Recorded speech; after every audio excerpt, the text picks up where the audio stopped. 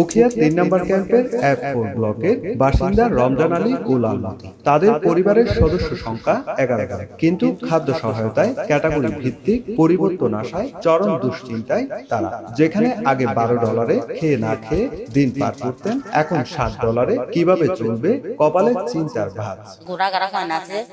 তারা মা বাবা দুজন তারা ফয়ন আছে 10 জন আর তোমার হাসটা দিলে আর তুমি ফলাইবো আর তোমার বার্মিকে হামনা নাই। রমজান আলী লালমতি দম্পতি নন, মাসিক খাদ্য সহায়তা নতুন ভাবে নির্ধারণে এখন কক্সবাজারের উখিয়া ও টেকনাফের প্রতিটি ক্যাম্প জুড়ে তৈরি হয়েছে চরম অসন্তোষ। কমপ্লেইন দিবেলা হলকে সম্মানমাই দিবেন দিয়া তো হয় না কাজ তো না হাসটিয়া দিবেলাই তাহিন লইহালে কেঙ্গো চলিম বেশি চিন্তা ভাবনা করি খাইতো নওয়ালি লইতো নওয়ালি সমস্যা ননিতে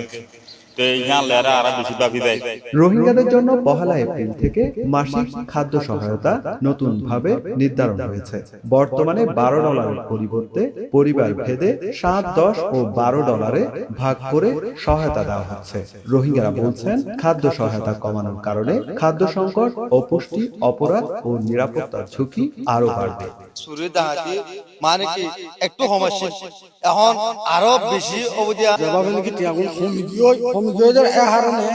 আর কেমন মাঝে মানুষ কেঙ্গুরি চলিব বলে দিবা হনবটা মানুষে ডাইলে খালি দিব বাদ খাইছিল বা হামগুরি নহল। তহবিল কমে যাওয়ায় এমন সিদ্ধান্ত বলে জানায় শরণার্থী ত্রাণ ও প্রত্যাবাসন কমিশন। কমিউনিটি মাঝি ভলান্টিয়ারদেরকে এনগেজ করে WFP কে সহযোগিতা করছে অ্যাওয়ারনেস তৈরি করার জন্য।